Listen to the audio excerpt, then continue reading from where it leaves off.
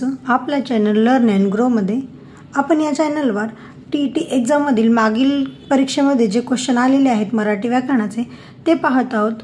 याआधी आपण 2024 मधील पेपर नंबर 2 मधील मराठी व्याकरणाचे 1 ते 12 प्रश्न पाहिलेले आहेत। त्यापुढील प्रश्न आपण आता आज पाहणार आहोत। पेपर नंबर 2 मधील 2024 मधील मराठी व्याकरणाचे टीईटी परीक्षेतील प्रश्न। तत्पूर्वी तुम्ही जर आमच्या चॅनलला सबस्क्राइब केलं नसेल तर सबस्क्राइब करा आणि व्हिडिओ शेवटपर्यंत नक्की पहा। आता पहा, पहिला प्रश्न आहे बघा, म्हणजेच पुढचा प्रश्न आहे, पुढील सूर्य उगवला हे कोणत्या प्रयोगाचे उदाहरण आहे। म्हणजे प्रयोगावर आधारित हे प्रश्न विचारलेला आहे। पर्याय 1 आहे कर्मणी, पर्याय 2 आहे सकर्मक कर्तरी, पर्याय क्रमांक 3 आहे अकर्मक कर्तरी आणि पर्याय क्रमांक 4 आहे अकर्मक भावे प्रयोग।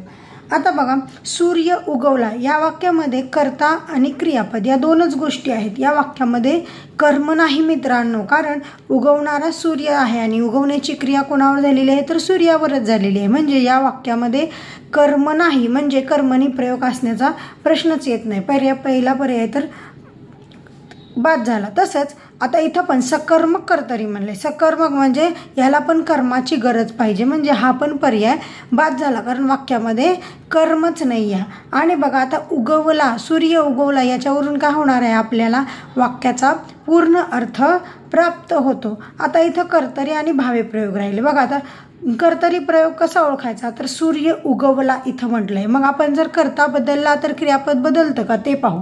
बघा, सूर्याच्या ऐवजी आपण चांदणी घेऊया, म्हणजे लिंग बदलूया, चांदणी उगवली म्हणतो, मग आपण काय होतं तर क्रियापद बदलतं, म्हणजेच हा झाला कर्तरी प्रयोग, म्हणजे हा भावे प्रयोग सुद्धा येणार नाही। म्हणजेच काय तर अकर्मक कर्तरी प्रयोग हे याचं उत्तर आहे। समजलं मित्रांनो, मी बाकीचे पर्याय का नाहीत हे सुद्धा तुम्हाला सांगितलेलं आहे, कारण वाक्यामध्ये कर्म नाही, या उगवला हे अकर्मक क्रियापद आहे आणि हे वाक्याकर्त्यानुसार क्रियापद बदलतं, म्हणून हे काय आहे तर अकर्मक कर्तरी प्रयोगाचं उदाहरण आहे। पुढचा पहा प्रश्न आहे, वाक्यातील विघटन होऊ न शकणारी सर्वात लहान अर्थवाहक रचना म्हणजे काय, म्हणजे डॅश डॅश होय असं विचारलंय। पर्याय 1 आहे पद, पर्याय 2 पदबंध, पर्याय 3 उपवाक्य आणि पर्याय 4 आहे तर रूपिका।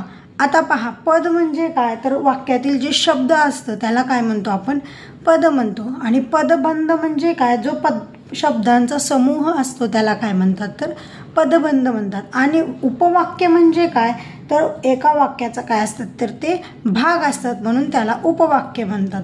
म्हणजेच आता काय राहिलं तर रूपिका, रूपिका म्हणजे काय तर वाक्यातील विघटन होऊ न शकणारी सर्वात लहान अर्थवाहक रचना म्हणजे काय तर रूपिका। पर्याय क्रमांक 4 हे याचं उत्तर आहे।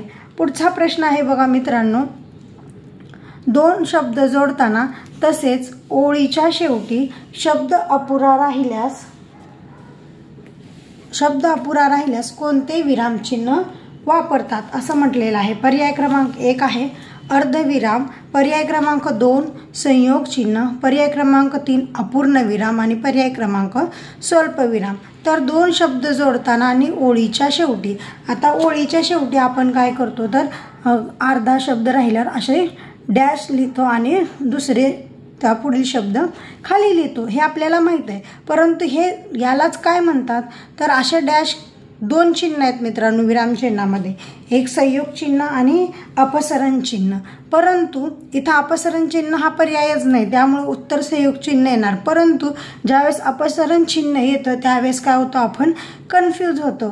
मग त्याचा अर्थ काय तर 2 शब्द जोडताना आणि ओळीच्या शेवटी अपुरा राहिल्यास काय वापरतात तर संयोग चिन्ह वापरतात। आणि अपसरण चिन्ह कधी वापरतात तर बोलता बोलता विचार मालिका तुटली किंवा एखाद्या गोष्टीचं स्पष्टीकरण आपल्याला द्यायचं असेल तर त्यावेळेस जी डॅश देतात त्याला काय म्हणतात तर अपसरण चिन्ह असे म्हणतात मित्रांनो। इथं मात्र पर्याय क्रमांक 2 हे याचं उत्तर आहे। पुढचा प्रश्न आहे पहा, लहानपण देगा देवा मुंगी साखरेचा रवा हे कोणत्या अलंकाराचे उदाहरण आहे। पर्याय क्रमांक 1 रूपक, 2 उत्प्रेक्षा, 3 दृष्टांत आणि 4 काय आहे तर उपमा आहे। तर इथं काय येतं मित्रांनो याचं उत्तर आहे पर्याय क्रमांक 3 दृष्टांत. कारण दृष्टांत अलंकारामध्ये काय होतं तर एखादी गोष्ट पटवून देण्यासाठी काय होतं तर त्याच अर्थाचा दाखला किंवा उदाहरण दिलेलं असतं, म्हणून ते आता काय होतं तर हा दृष्टांत अलंकार होतं.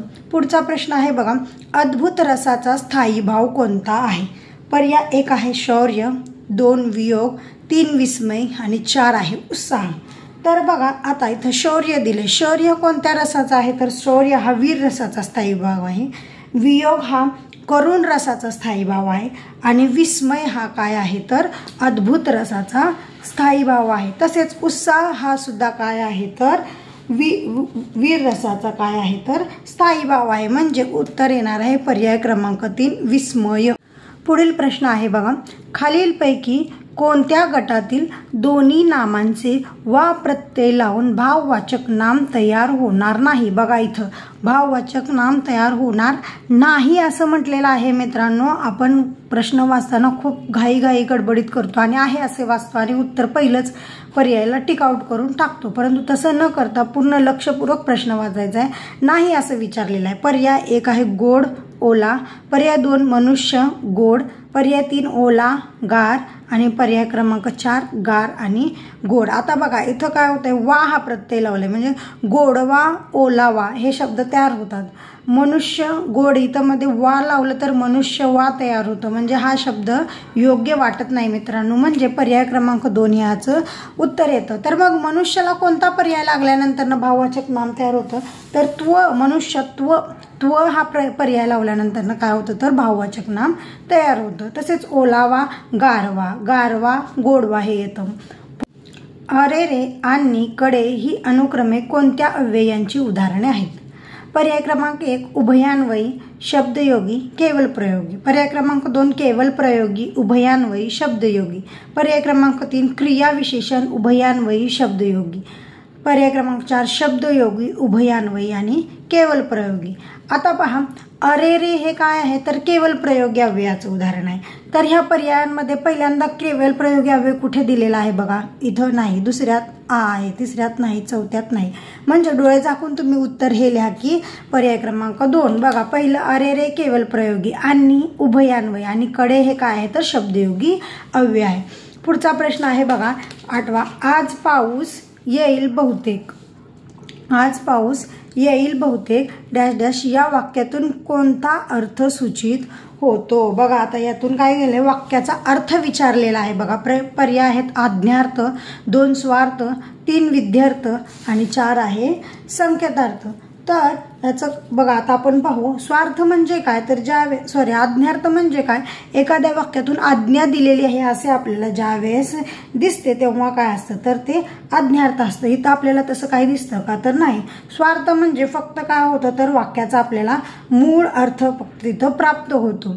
आणि तिसरं आहे विध्यर्थ. विध्यर्थामध्ये काय असतं, एखादी शक्यता योग्यता दाखवलेली असते. इथं तसं सुद्धा नाही, परंतु संकेतार्थ म्हणजे अट दर्शवलेली असते किंवा जर तर म्हणलेला असतं किंवा अंदाज दर्शवलेला असतो, त्यावेळेस काय असतो तर त्यात अर्थ काय असतो तर संकेतार्थ. आता इथं बघा आज पाऊस येईल बहुतेक म्हणजे इथं काय केलेला आहे अंदाज वर्तवलेला आहे. मग ज्यावेळेस असा अंदाज वर्तवलेला असतो त्यावेळेस काय असतो तर संकेतार्थ असतो. म्हणजे पर्याय क्रमांक 4 हे याचं काय येणार आहे उत्तर येणार आहे.